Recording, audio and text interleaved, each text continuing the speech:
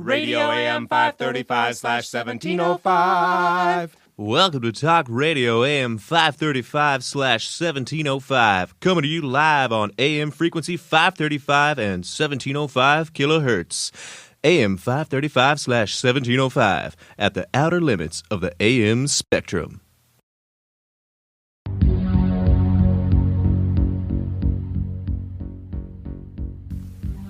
Welcome to Ask a Serial Killer. I'm Claire Eggert Allen. I've been killing people, as long as I can remember. But my first passion has always been helping people with their problems and struggles. So I want to hear from you. Please call in. I'm here to help. All right, our first caller is David from St. Paul. David, how can I help you? Hi, Claire. My girlfriend and I have been fighting a lot lately. It's been getting worse and worse, and I'm just not sure that I love her anymore. David, how old are you? I'm 20. And your girlfriend, how old is she? She's 18. Oh. Hello? Yeah, I'm here, David. Tell me about your girlfriend. What's she like? What's her skin like? Well, when she's happy, she can be a really wonderful person to be around. Funny and smart and considerate. Her skin? Well, she's got really beautiful soft white skin. Oh. But when she's having a bad day, it's like she's a completely different person. What kind of moisturizer does she use? Dove? Okay, yeah. Well, I think I'm starting to understand the problem. That's a cheap, low-quality moisturizer she's using. Her skin deserves better. You'll be thanking me in the long run. Her skin's going to have much greater elasticity, which is essential for really any projects in the future you might have in mind. Projects? David, have you ever had a cat? We have one together. Okay, good. Does she love the cat? Oh, very much. Well, here's what you gotta do, David. You gotta take that cat, hold it up to your girlfriend's face, and ask her if she loves you. With the cat? Right. Think of it as a metaphor. Wake her up in the middle of the night, hold the cat in her face, wrap your fingers around that cat's throat until its life is almost gone, and you ask her if she loves you. And you wait until she looks so fucking scared that she's like a totally different person, and that's when you know she means it when she says yes. I'll give it a try. Where does your girlfriend live, David? She lives in St. Paul as well. I need an exact address so I can send you some more literature on this. Oh, sure. It's 225 Adams Street. No, just past the turnpike there? Yeah. The zip code is... I don't need it, David. Thank you. We're going to go on to our next caller. This is Rita from Queens. Rita, you're talking with a serial killer. Hello, Claire. Long-time listener, first-time caller. Well, Rita, I'm glad you called in. I'm here to help. Now, first thing, are you menstruating? I am, actually. Okay, we're going to go on to our next caller. This is Ryan from Kansas City. Ryan, what's the problem? Hi, Claire. I've been struggling a lot lately with some suicidal thoughts. Oh, I'm very sorry to hear that, Ryan. I feel worthless. I feel like no one cares about me. I just think... Sorry, Ryan, hold that thought. We're going to take a short break so I can remind all our listeners that tonight's program is brought to you by Juicy Chubby Pop Juice. Juicy Chubby Pop Juice contains 3% juice. Their secret is to mix pure organic cane sugar with corn syrup. Twice the sugar means twice the fun. The bubbles pop, and they are satisfying. It goes down smooth, and it tastes great. Cleans out your insides, helps the digestion, and softens the stool. You can clean old coins with it, too. Juicy, chubby pop juice pops in your mouth. Comes in 3 flavors: red passion treat, yellow banana bubble gum, and blue raspberry. Ryan, you still there? Yes? Go on. I feel like there's no reason for me to stay alive when I have no one and nothing to look forward to. Okay, Ryan, well, first thing, it was smart of you to reach out to a professional. Killing yourself is such a waste of your potential to be a victim. I have several friends in the Kansas City area who have plenty of experience helping pathetic fucking slime like you find peace. Give me your exact address. What? No. Just so I can send you some literature on this. Oh, it's 564 West Madison. Is that a house? Yeah. Thanks. Put on a pair of women's panties tonight, Ryan. You'll save my friend Mike a lot of trouble. You're on the air, caller. Hi, this is Rebecca from Chicago. Hello, Rebecca. Are you currently menstruating? I'm not. Great. What's the problem? I've been unemployed for over a year now. I'm thinking about going back to school, but I'm just not sure it's worth the investment. Well, listeners of this show know that I'm a great supporter of continuing adult education. I never stop learning myself. The world is my university. There's so much to learn, for example, about the human body. It's really a marvelous instrument. And the most amazing thing about it is that each part of a woman's body is a part that my mother also had before she died. Right, so you think I should go back to school? Absolutely. That's all the time we have on Ask a Serial Killer. My name is Claire Eggert Allen, and I'm in a van. Stay safe out there.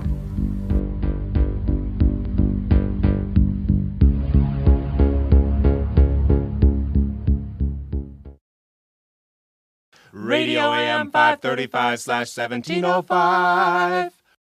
Pelumgrundo, close out Newark Civic. Hello, my name is Edward Pelumgrundo of Pelumgrundo Closeout Newark Civic. If you want a quality used Honda Civic for a closeout price, come to Pelumgrundo Closeout Newark Civic, less than a mile from the Newark Airport on Austin Avenue and West 65th Street. My father, Edward Pelumgrundo, has been selling Honda Civics at closeout prices ever since I can remember.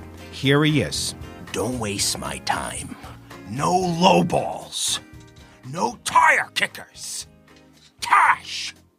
You think I don't know what a car's worth? Don't make me an offer if you're not serious and you don't have the cash to back it up. Anything else is a waste of my time and a waste of your time. I've been selling these cars for 20 years. You think I'm gonna sell a Civic for half my asking price? Get the hell out of here. You're wasting my time, and you're wasting your own time. Well, there you have it. If you have the intention of buying a quality used Honda Civic, come to Pelumgrundo Closeout Newark Civic, less than a mile from the Newark Airport on Austin Avenue and West 65th Street. If you don't want one, don't waste our time. Don't waste my dad's time. Pelumgrundo, close out Newark Civic. Radio AM 535/1705.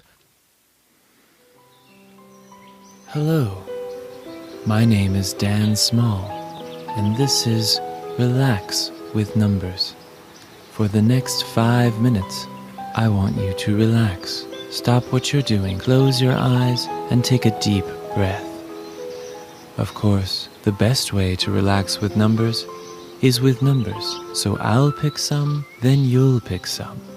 I pick 901-782-6439. Now it's your turn to pick some numbers. Of course, I can't hear you, so you'll have to call me. Call 901-782-6439 and tell Dan your numbers. What are they? Where are they? They're the numbers in your head. They're the numbers on a clock. They're the numbers on a check. If you have a checkbook handy, pick that up. In fact, to make it simple, go get your checkbook. If you don't have a checkbook handy, no problem. Go get your checkbook. Flip to any page and find some numbers. To make it easy, pick the ones at the bottom. Pick up your phone and call me at 901-782-6439.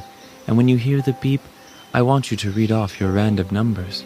The ones at the bottom. Read them all off in order and follow the automated prompts to authorize me, Dan Small, to withdraw an amount from $50 to $1,000. Call 901-782-6439. Read me your numbers. Follow the prompts. Authorize me to withdraw money. Follow the prompts. This has been Relax with Numbers with Dan Small.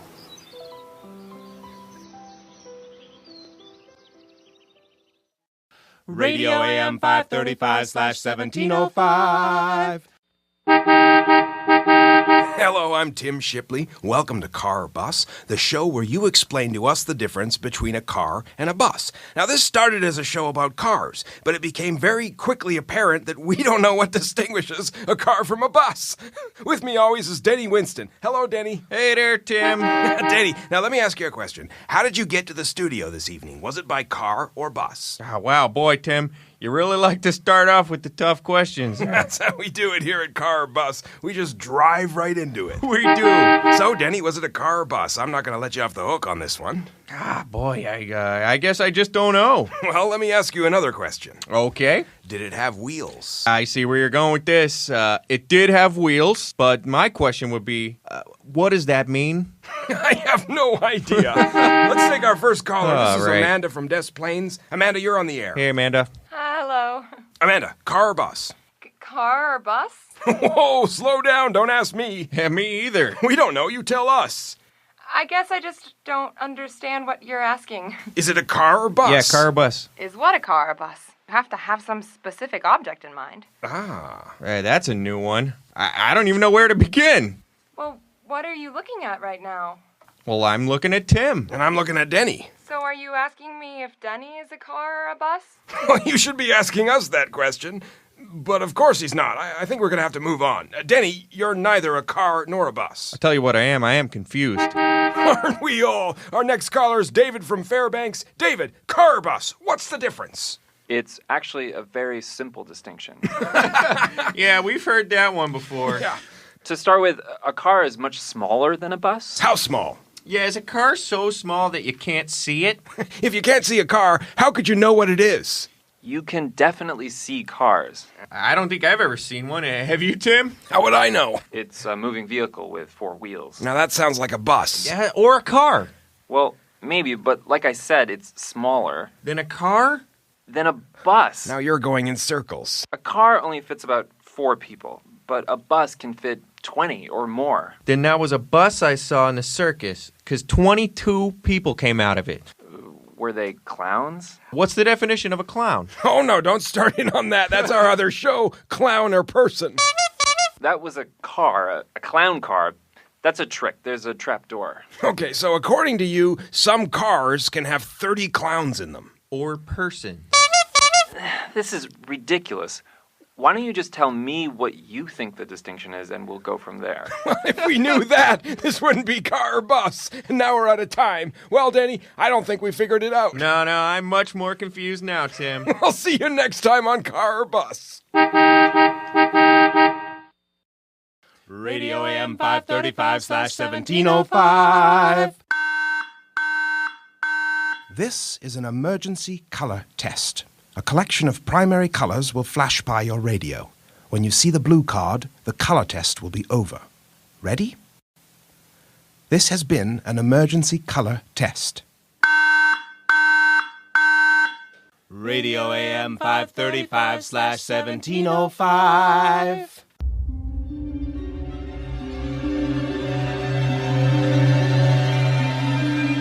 Radio Mystery presents Golden Acres. P.I. Is there anything else we can do? Every one of his vital organs is shutting down. He's 105 years old. Doctor, he's smiling. I think he is.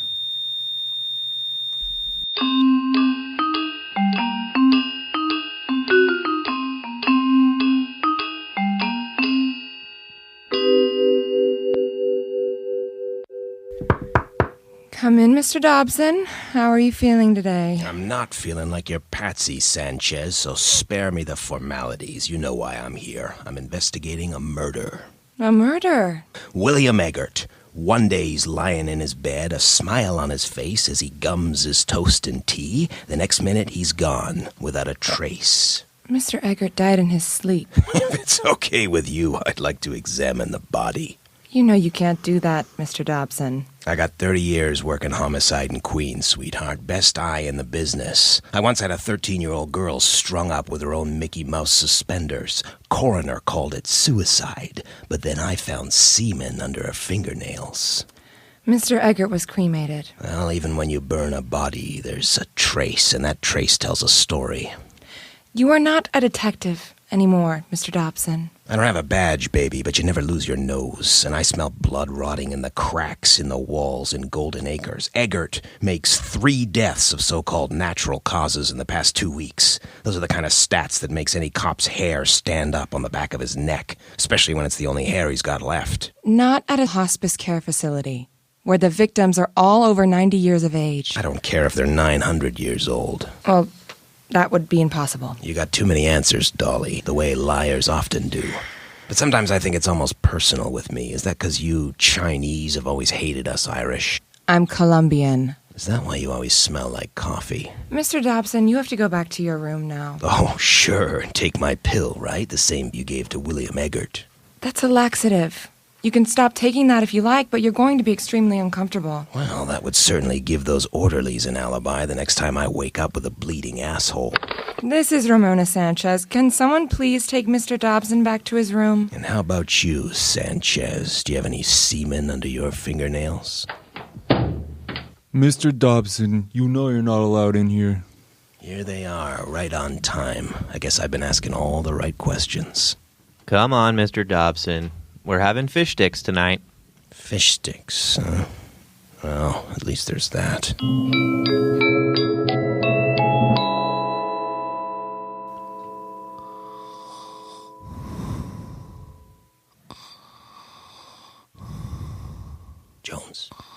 Jones! Huh? Jones, wake your old ass up. What? Dobson, leave me the Sam hell alone. You planning on sleeping the rest of your life away? If I'm lucky. I was dreaming I was a stone. You're gonna be under a stone soon. A headstone. I'm gonna be cremated. Let me ask you something, Jones. Did you see William Eggert before he died? Oh, sure. Last week, we played a fine game of gin rummy. So, one moment he's playing gin, the next moment death has ginned him. Eggert was full of cancer. Even his breath had cancer. Is that what they told you? I seen it. He breathed on a flower and it turned white. White, huh? Maybe it was white to begin with. Oh, his whole body was white. Vitiligo, they called it. Side effect of the cancer. All he talked about was how much he wanted to die. Well, something smells rotten around here, and I'm not just talking about the fish stick shit in the bedpans. You been taking your laxative? Those aren't laxatives, you damn fool. Oh, you have to take your laxative, especially if you're going to eat as many fish sticks as you put down. Damn those fish sticks. Mr. Dobson, you have to take your laxatives. Is that what you said to Eggert after you force-fed him Drano? I'm not even going to respond to that.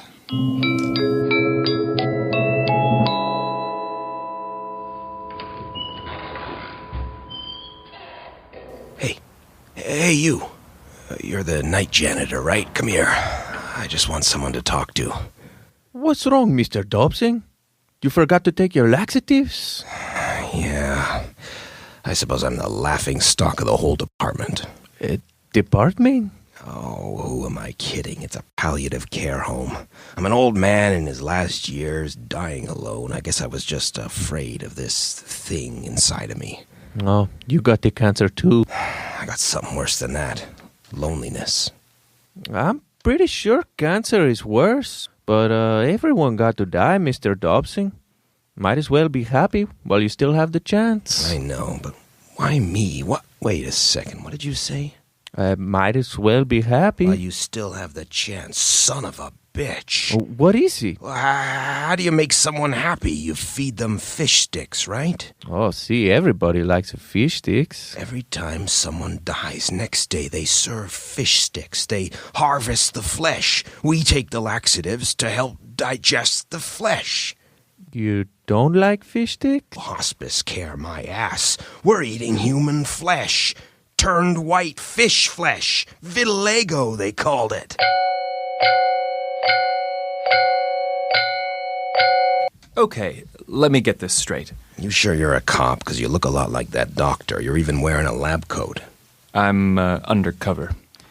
So the laxatives turn humans' flesh into fish flesh, which Golden Acres then harvests and serves as fish sticks and cremates the rest of the body. Right? Well, that's the gist of it. Okay, well, by Jove, Dobson, you've done it again. Ramona Sanchez, this is the third time this month you've been convicted of conspiracy and murder. Have you learned your lesson? Yes, I'm very sorry. It won't happen again. Now, let's be sure it doesn't, sweetheart. And from now on, I want to inspect the box before you put those fish sticks in the oven. Sure. Take her away, boys. Come on, Mr. Dobson. Wheel of Fortune is on. Wheel of Fortune, huh? Why do I feel sometimes like I'm on a wheel myself? A wheel of murder.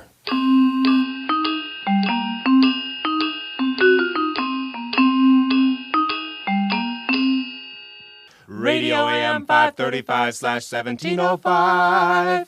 Ken Speed here to tell you about gold bullion. In these insecure economic times, one thing never changes its value, and that's gold. And when buying gold, why not buy gold from the Swiss, who make gold like no other country in the world? Pure, rich, and beautifully minted gold coins kept in storage for you under the Swiss Sea. Go to www.swissbullion.net and invest today. Radio AM 535/1705.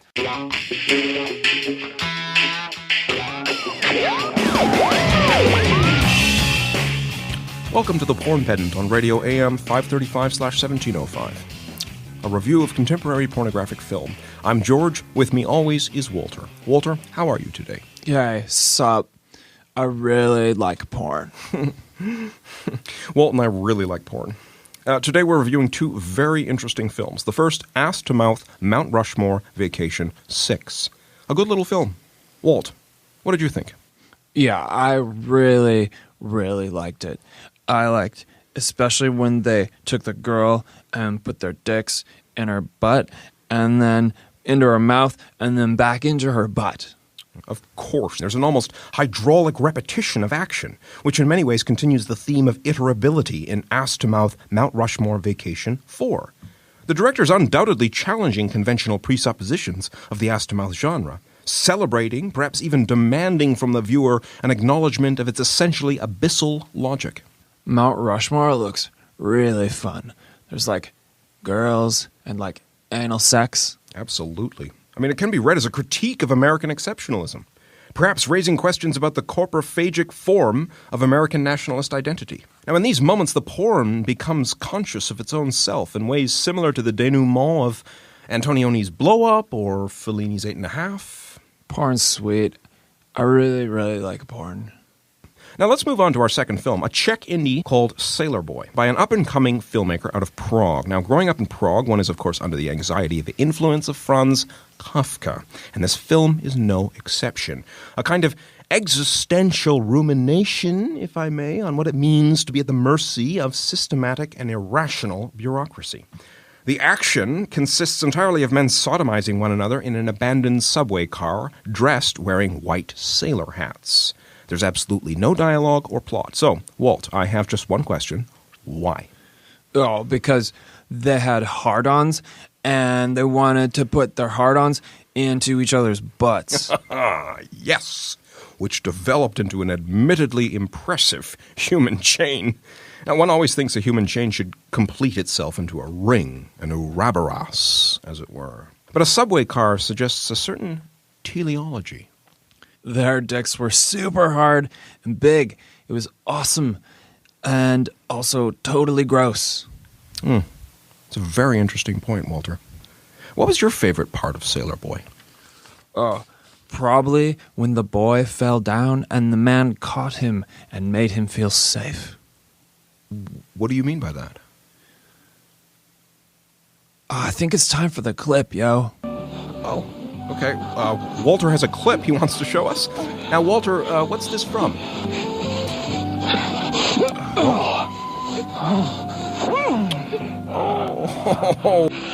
Is this Camp Bareback's Power Tool Massacre? Oh, Walt, this is one of my favorites. Oh, yeah. It's a triple elevator stack. I believe this might even culminate in an anal cream puff champagne fountain. Yeah. Doesn't it? Oh, there it is. Oh, look at that. Well, that was nice. Thank you, Walter. Now, that's all the time we have for the Porn Pedant. Next week, Walter's brother is going to be a guest on the show. Until then, stay curious and keep watching porn. Right, Walt? I got a sweet boner right now. So gross. Goodbye.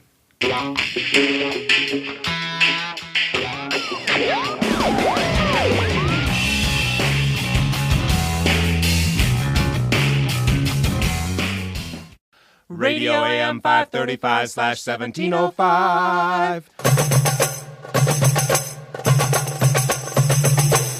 Hello, welcome back to What Counts, a show all about counting by people who love to count. With me, as always, is the irreverent David Wilcox. Guilty.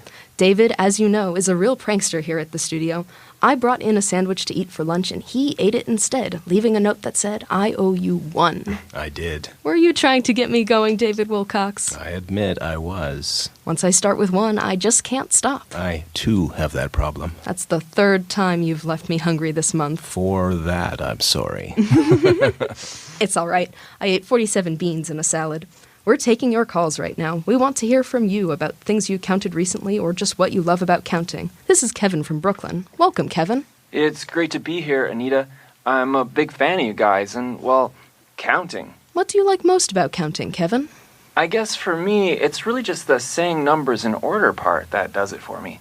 Hard to disagree with that. Really? That surprises me, David. Doesn't? Well, no, now that I think about it, I guess it doesn't. Thanks for sharing, Kevin. With us is Shireen from Provo. Hi, I would just love to count to 10 for you guys. Would that be all right? I would like that very much, Shireen. What a treat. Okay, 1, 2, 3, 4, 5, 6, 7, 8, 9, 10. Wow. Thank you so much for that, Shireen. Did you notice when 7 came after 6? With us next is Carmen Angel from Las Vegas. Carmen, are you an angel? No, that's just my last name. Carmen, what do you love most about counting? I think it's the fact that you can count just about anything. That is just so true. You know, I'm going to pose a theory. I think you can count everything. Everything? Of course, I don't have any proof of this, but can you think of anything that you can't count? You know I can't. Thanks for sharing, Carmen. With us now is Roger Davis. Roger, it's great to have you on. Now, I'm being told you're a veteran. Of what war? Well, let's see here. There's World War I and World War II. Yes, it was World War II. Thank you for your service, Roger. Did you want to share a story? Yes. Now, during the war, I was in charge of counting bodies of fallen Allied soldiers. Oh, that is so interesting, Roger. How did you feel about that? Well, to be completely honest, on the one hand, it was sad to see the bodies of so many, many brave men. But on the other hand, I just love counting. I heard there were quite a few casualties in that war. Yes, there were a lot of bodies that needed to be counted. Sometimes a body was blown to bits, and I got to count the bits, too. You know, I wonder, at what point do the bits become a body? The irreverent David Wilcox also has a philosophical side. What a wonderful story, Roger, and what a wonderful way to remember the war.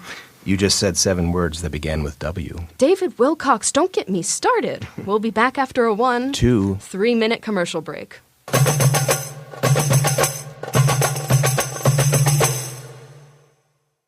Radio AM 535/1705. Did your dog run away? Is your cat missing? Can't find your infant or toddler? Don't know where to turn? Then come to Steve Hamm's Pizzeria, just past the fork on East Forks. Am I a police officer? No. Am I a private investigator? Not at all. But I'll tell you what I do have: a good head on my shoulders and some of the best pizza in the North Forks area, just past the fork on East Forks. Remember, you're in crisis. You're not thinking clearly. Do you know who is? Me, Stephen Hamm. And what you need are some of our crazy breadsticks with garlic dipping sauce. Now, I didn't know or care about your pet or child, so you can be assured that my judgment is sound. And my advice? Don't go out searching on an empty stomach. Fill it with an extra large Hawaiian. This week, 15% off. And kids eat free if you still have one. So come to Stephen Hamm's Pizzeria, just past the fork on East Forks. My hearth goes out to you. Radio AM 535/1705.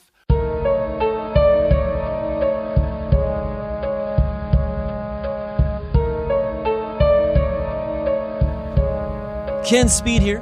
Welcome to Conspiracy Radio AM 535/1705. We have an amazing show for you today. Jonathan Black is the author of The Cream-Filled Earth. Mr. Black, welcome to the show. Thanks, Ken. It's great to be here. Now, Mr. Black, this is your second book. Your first claimed that the Earth was, in fact, entirely hollow. But now you believe that it is... cream-filled, or possibly custard. Some have suggested a marmalade, but I have seen no evidence to suggest that. Well, that sounds incredible and delicious. It would be if the powers that be would actually admit what's there, but they don't want us to enjoy any of it. They want it all for themselves. Now, in my earlier book, I speculated that there are two entrances to the center of the Earth. The first is the South Pole. The second is the LA Fitness about a mile from my house. And how did you discover that? It was pretty easy, Ken. It's full of the smuggest and fittest members of the New World Order, people who would consider me far too obese to have a relationship with, even though I have many other attractive qualities. Of course, that makes sense. However, throughout the course of my investigations, it became clear what this so-called fitness center really is, a place to burn calories after indulging in what is undoubtedly the most delicious cream-filled object the universe ever created. Amazing. Now, how did the Earth originally become cream-filled? There are two competing theories. One claims that the Earth was once hollow, but at some point, due to shifting of the tectonic plates, a great migration of dairy cows found their way in. Well, what do you think they did? I don't know. They made creamy milk, of course, and over time, through the rotation of the Earth, it became whipped into the form it is now. However, I prefer the explanation that at the center of the Earth is a giant mammary gland attached to the most beautiful brown nipple you've ever seen. That must be quite a sight to see. One can only imagine, Ken. Many people don't know that the first man to travel to the South Pole was not the Norwegian explorer Roald Amundsen, but in fact James Early, the inventor of the Boston cream donut. Surely his visit was the inspiration for such a perfect donut creation. Round like the Earth, round like me. Pure perfection. So, why is the government keeping this most delicious of secrets from us? There's one simple answer. The nanny state. Michelle Obama, trying to control everything we do, curbing our basic freedoms to eat what we want, when we want, with or without utensils, and now preventing us from traveling to the center of the Earth and eating what is rightfully ours. It's outrageous. Typical big state government. Well, what do you suggest we do about this? I'll tell you what I do. I eat 25 custard-filled donuts and 30 cream puffs every day. I'm eating one right now. I do this so I don't forget what's been taken away from me and what is rightfully mine. What's down there is our God-given right. Sure is. I can only dream of its richness, its creaminess, the way it would make me feel like Mommy is holding me and nothing bad could ever happen because she loves me and lets me eat as many cream-filled donuts as I want, unlike Daddy, who's mean and says I'm too fat to play football. Right, of course. You know, I think that's all the time we have tonight. Jonathan Black, it's been a real pleasure. Thanks, Ken.